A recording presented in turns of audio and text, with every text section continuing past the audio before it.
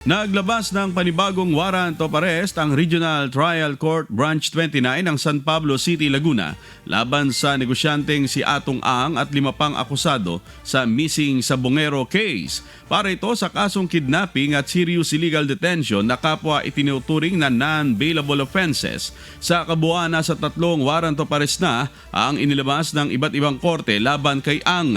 Samantala, inaprubahan na ng Department of the Interior and Local Government o DILG ang pagbili ng LiDAR drone na makatutulong para sa paghahanap kay Ang at sa iba pang high-profile fugitives. Ang LiDAR drone ay isang unmanned aerial vehicle na may light detection at ranging sensors.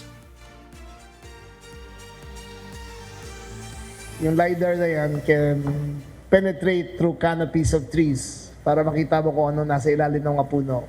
So we're going to be deploying that in the next few months para sa mga intensive manhunt operations sa amin kay Bantag, kay Atong Ang, sa meron pa yung at saka mga parating pa na indictment sa mga floodgate control scandal.